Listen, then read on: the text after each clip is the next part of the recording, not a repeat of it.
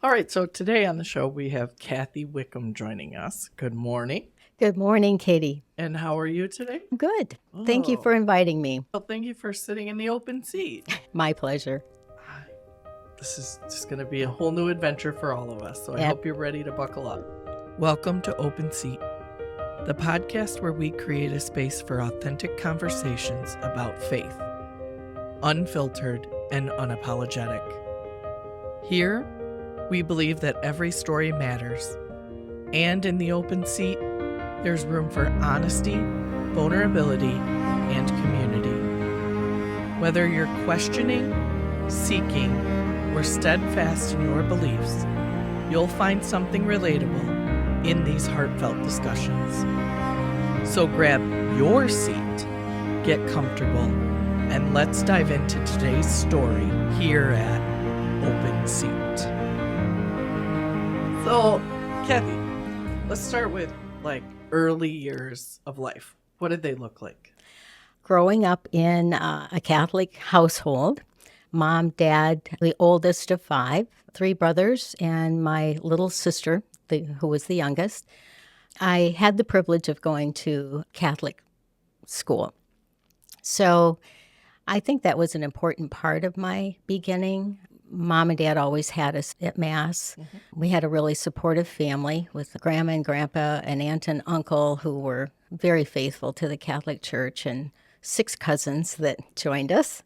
So it was very family-oriented, but very Christ-oriented as well. So I owe a lot of a good foundation to all of that in my growing up years.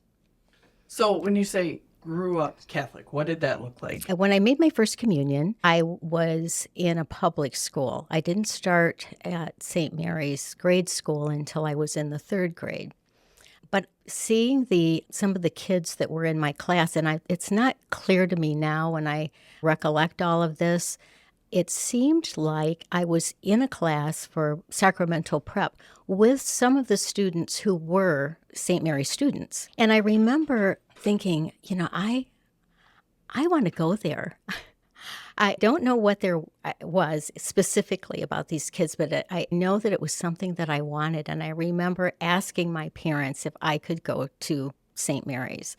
What I didn't realize is what the sacrifice would be for them to make financially for me to go there. But they made that happen. Okay. And I always loved it. I just loved being in that.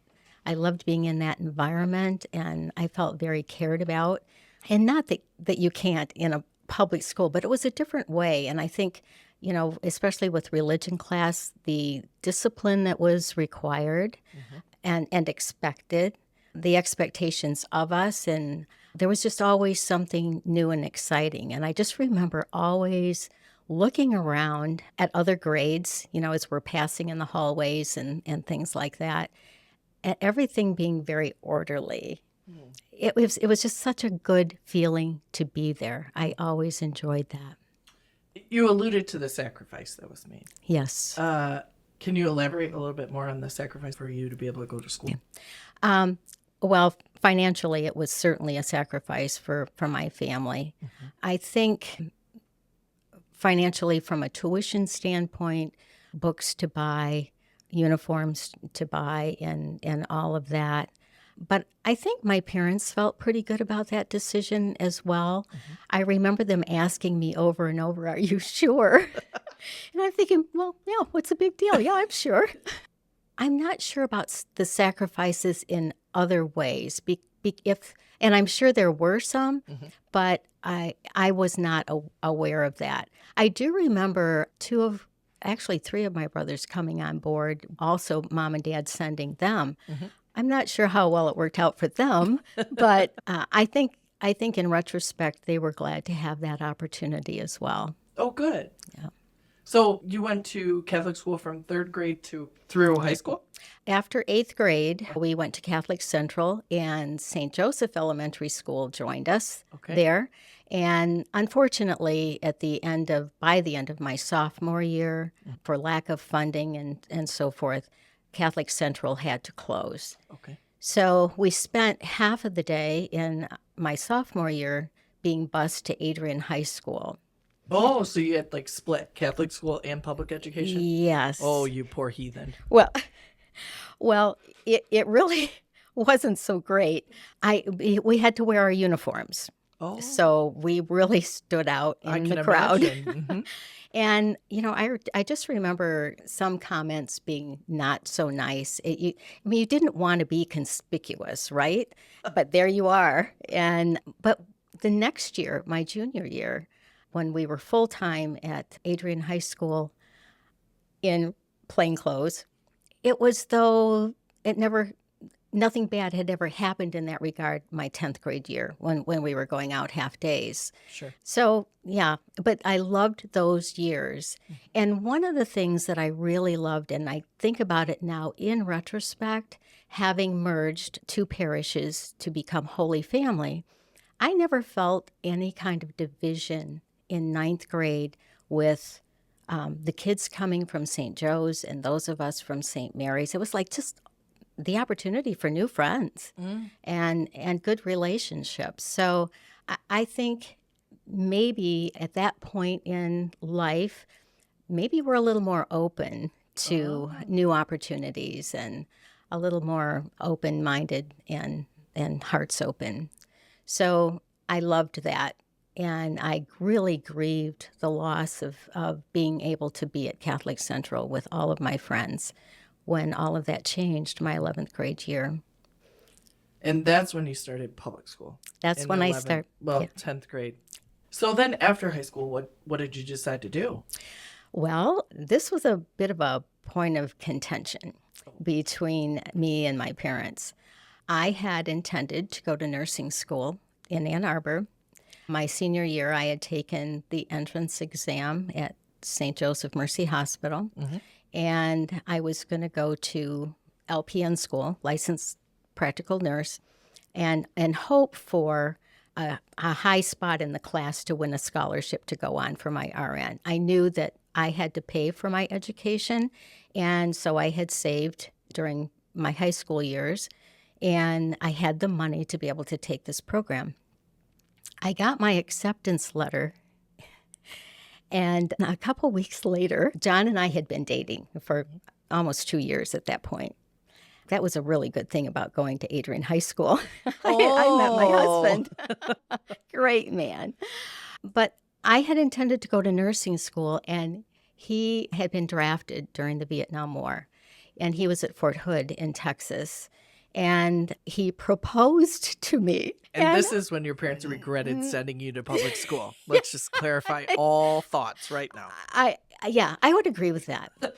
So anyway, I had this really tough decision to make. I thought, so do I give up what my dream has been? But I always felt in my relationship with John, I always felt that God was in there. And I always felt that this may be a person that I could spend the rest of my life with. But being so young, how do you know?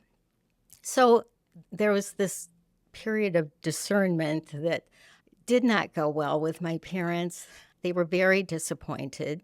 If you don't get your education now, they wanted that badly for me, and I understand that. Maybe not as well then as I do now as a parent myself. But I chose to marry and for the first time move way away from home, about 1,500 miles. At 18 years old, gave up my spot in the nursing program and started a new adventure.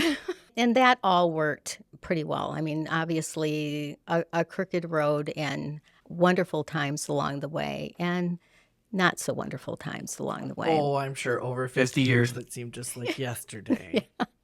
Yeah. In some ways, I think about that. And John and I will talk about that every once in a while. Remember when? And remember some of the decisions that we made and so forth. And how glad we are today that we made the decisions that we did. So after John went to Fort Hood, right? And you were with him in Fort Hood. Did you pursue your education there? Well, because we never knew if he was going to be deployed somewhere or we were going to be moved.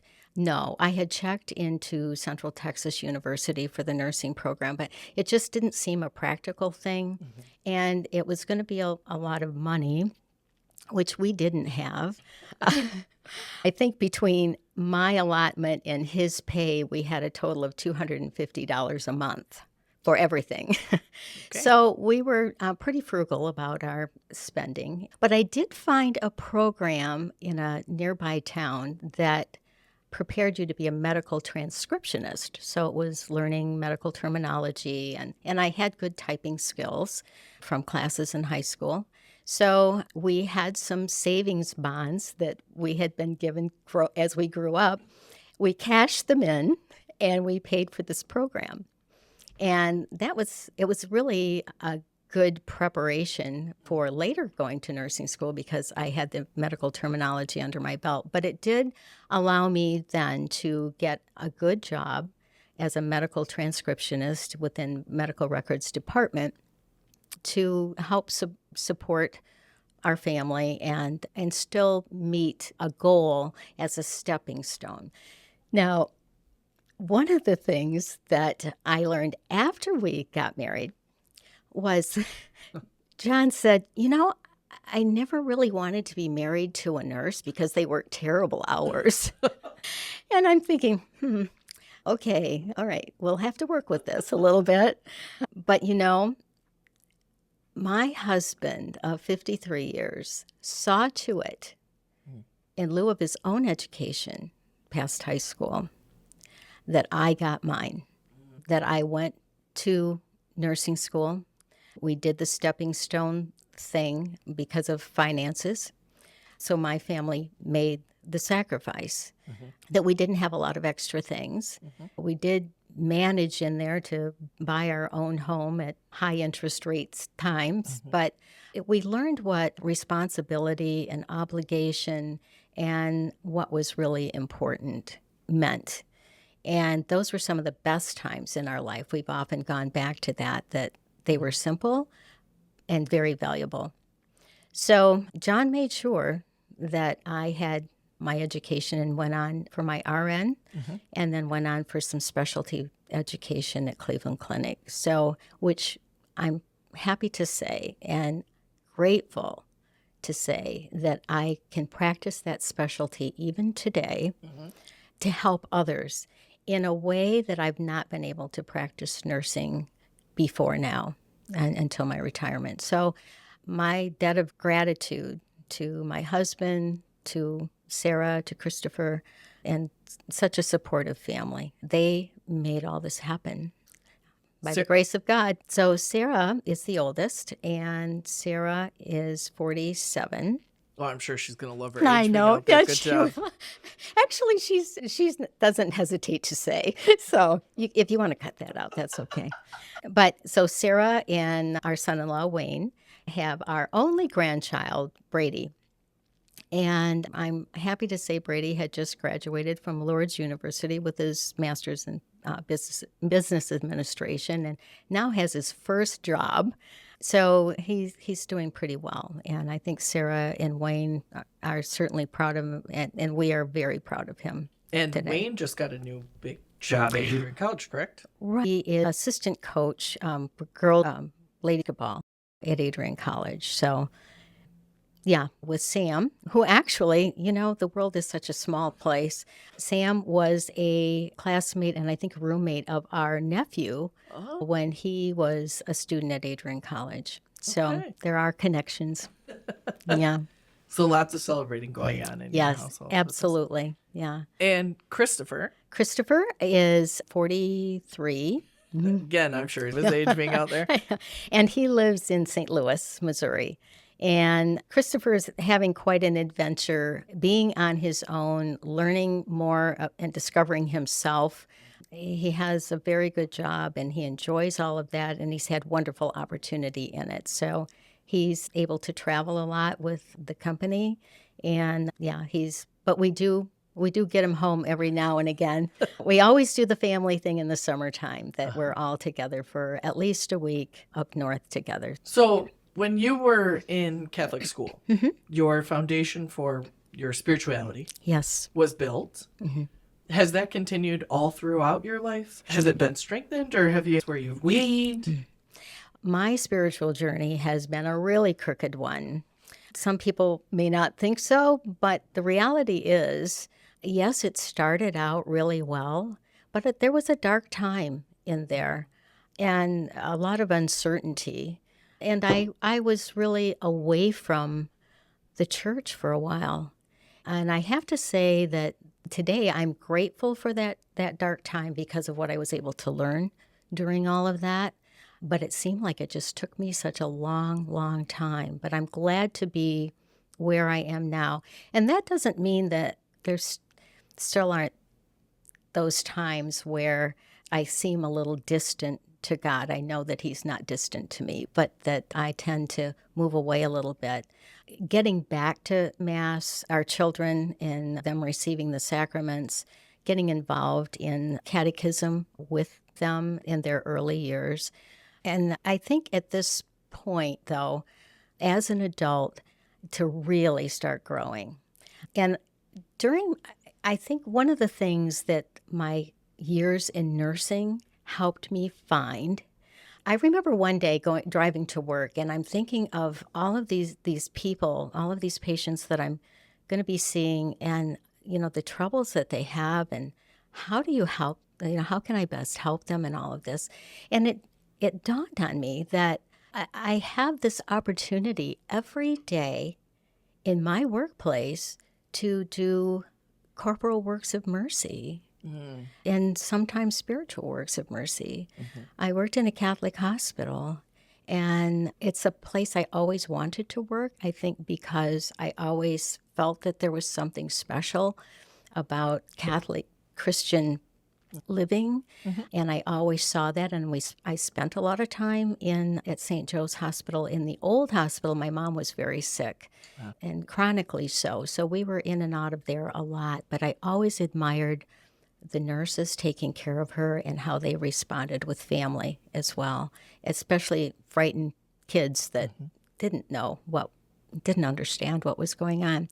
So I had an opportunity to do that, to be that person that could help not only the suffering patient in the bed, but the family and their support systems around them. And sometimes they didn't have much for a support system, if they had any at all. So you became something, within boundaries. You became that person for them during a dark time.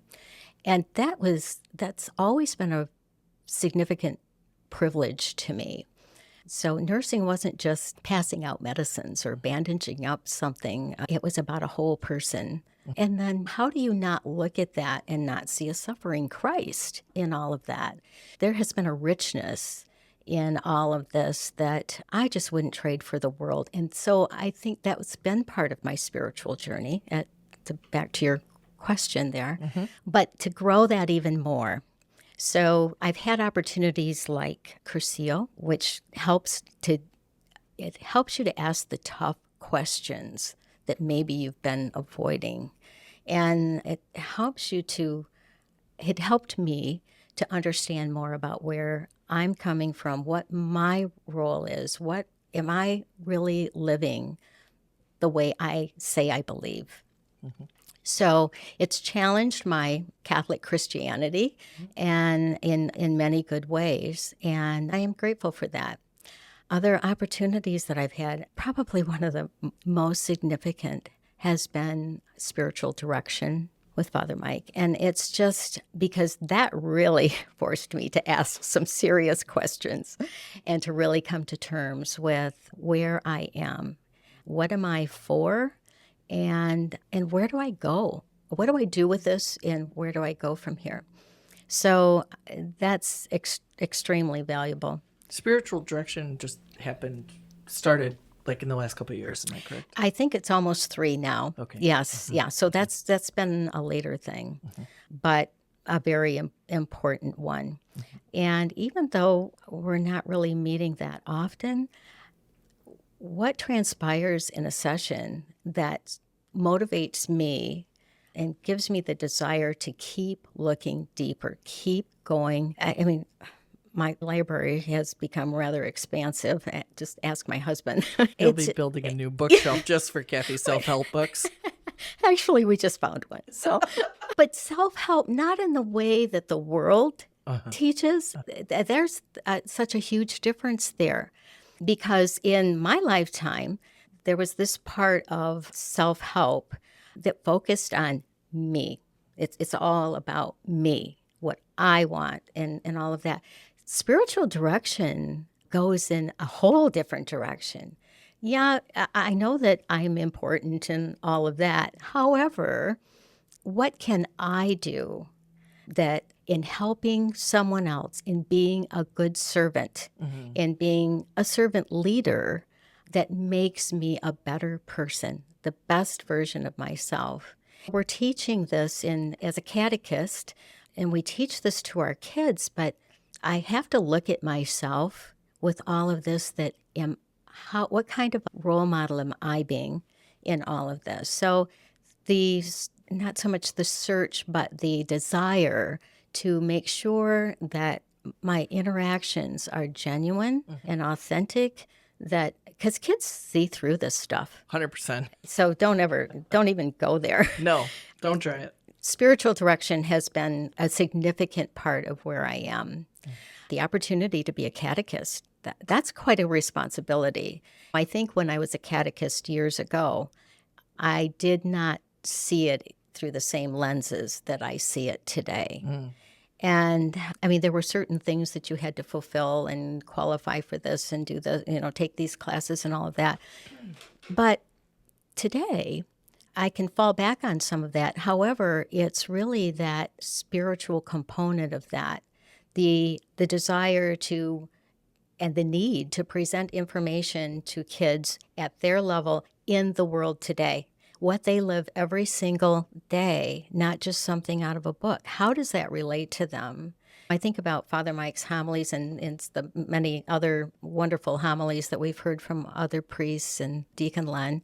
And I think it's kind of on that plane with kids, that I have to understand where they are and learn from them how they see all of this. So in order to have that good communication, understanding, and a relationship with them, they need to trust me.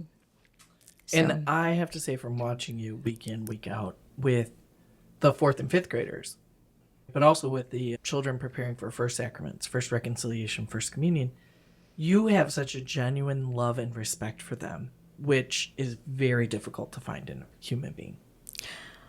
But Katie, that's what we teach our kids. And I mean, the respect is one of the number one things for themselves and for others. We do, but what you do so well is they don't have to respect you first to get your respect. And in this world today, we still expect kids to respect us in order to respect them. And you do such a fabulous job of meeting them right where they are and not expecting them to be somewhere that you want them to be. That is something that you have always said, Katie, and it's something that I have always remembered. And it's just the same. It's been the same through my nursing career and my relationships with family and, at home and extended family. We have to meet people where they are. Otherwise, it just doesn't work. It just doesn't work. It's a kind of a futile attempt. And we have to go back and reevaluate and understand that there is a better pathway to get there. And it does start with respecting others. Yeah, I just commend you because I've watched you in many different classrooms, so to speak, in this world. And I stand in awe when I watch you, just the respect. I mean, one of the stories that I will always remember for the rest of my life is I was blessed with the opportunity of going to the hospital with you. And I watched you walk up to this woman who we had no idea who she was and give her a Kleenex to wipe her nose. And I can't tell you how many people walked by the woman, both hospital staff and visitors. And you just walked up to her and you had a conversation with her while you were doing it. And so it wasn't degrading. It wasn't just a handout, but it was in fact a friendship that was formed in that maybe 5 minutes. And it forever made an impact on who I am because, we are called to love our neighbors, and our neighbor might only be in our presence for 5 seconds. But that's something I think that I know I struggle, many people do, and you are an excellent example of. It's the power of grace, Katie. It's really nothing special on my part, but it's a way that Christ light can shine through me. We are just the instruments. And, I guess I want to be the best one that I can be. And I struggle. I do have my struggles. I am not perfect. I'm far from it. We'll call John later and get his other half of this podcast. No, I mean, that is something that when you see somebody who just lives what the gospel is, right? And that's what we're called to be, open vessels. Mm-hmm. But you do extend grace so freely that it really is a visible sign in the world of what we talk about so often. Well, Katie, a lot of grace has been extended to me through major health problems along the way, our struggles at home and our struggles with health. And some things are a way to give back. I think we can't discount. God doesn't owe me anything. But my gratitude for even the hard times, and maybe especially the hard times, there's a lot of joy that comes out of that, and you want that for everybody. You want people to be okay with themselves and to know God. I think it is beautiful when you can extend the grace you've been given, right? I think that doesn't happen so often. So I think that that's a huge bit of truth that we can all sit with for a little while. What gifts have I been given, and am I extending them freely? And the difficult thing is perhaps actually sitting with self and evaluating it, which you've been blessed to do through spiritual direction. And I think you also probably give yourself a lot of time to sit with things. And we live in a world where we're trying to plan the next thing. But I think that's part of the beauty of retirement. Quite honestly. Wasn't going to talk about your age. I know, but it's true. To have the latitude, to have that time, I never feel good. And fortunately, this doesn't happen that often. But a morning without coffee and Jesus before everything else, before the day happens, is just a vital part.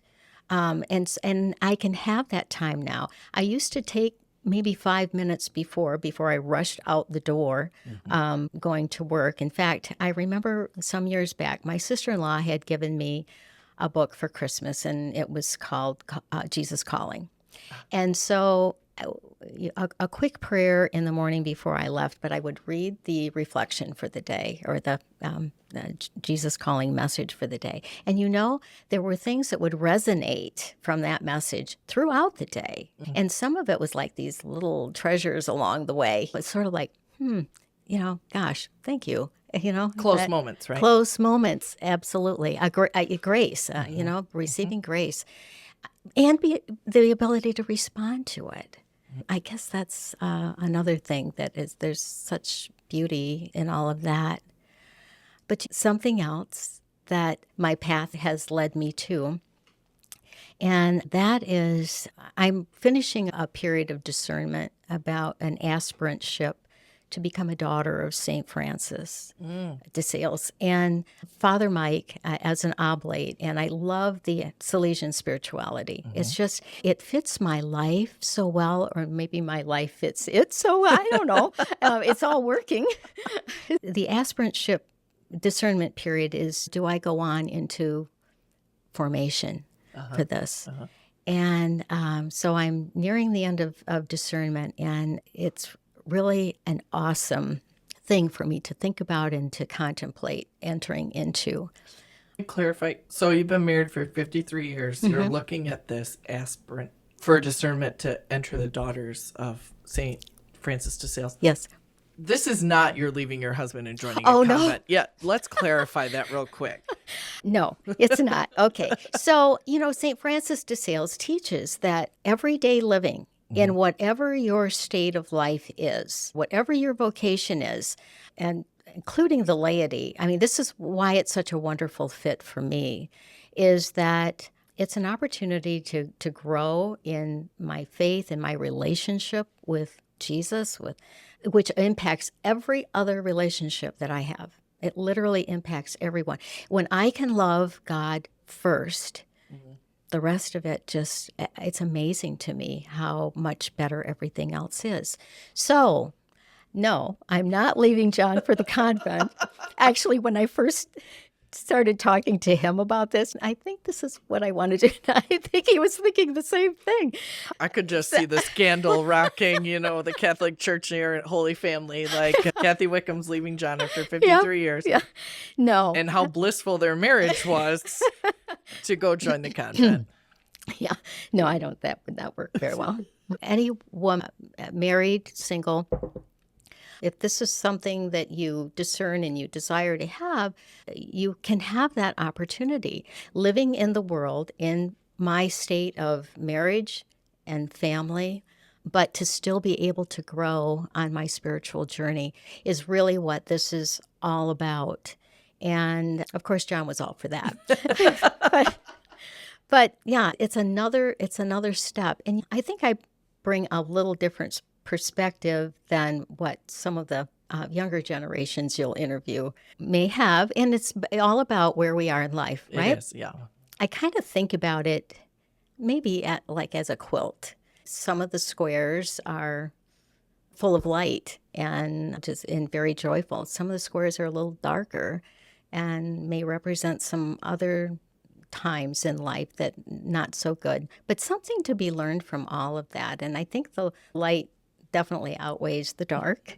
I'm just kind of still building that quilt as I move along with these opportunities to keep growing and having a deeper relationship with Jesus. One of the things I've heard throughout this conversation is that there's no time where your relationship with God stayed stagnant.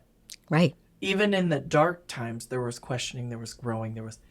And I think one of the greatest misconceptions the Catholic Church has is that once you get to a certain stage, you get to stay there, right? Like, I pray, I'm okay, I'm done, right? So on Sundays, after we receive the Eucharist, we're charged to go out and change the world. So at your, we'll call you a seasoned senior age. Thank you. How then do you go out and take that charge that comes from the Eucharist so that it doesn't stay within the four walls, but in fact goes out to the world? Oh, now you have physically and spiritually partnered with Jesus. I've got him, he's got me. So that can't help but impact everything that you do that day.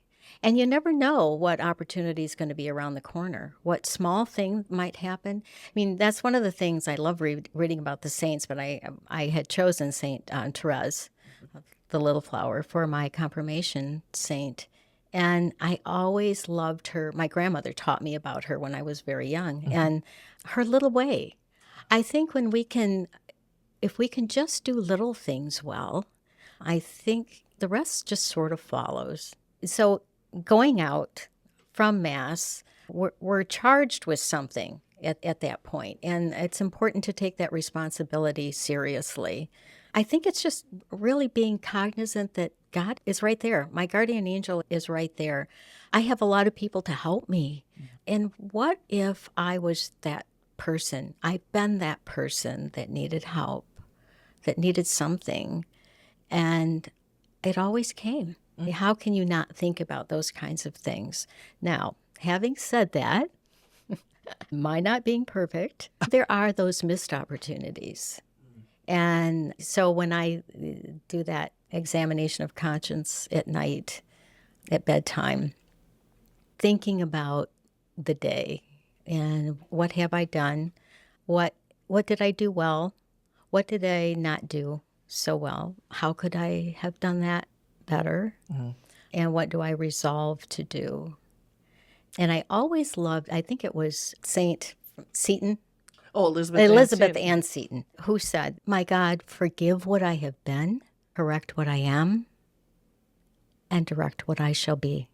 I think that as a part of contrition, it's just so fitting and to be open to what opportunities are going to come the next day, and that, maybe God will fill my mind during the night with good things. Well, you have shared so much with us today, and I'm so grateful for your time and talent and treasure in this world and for sharing it so freely.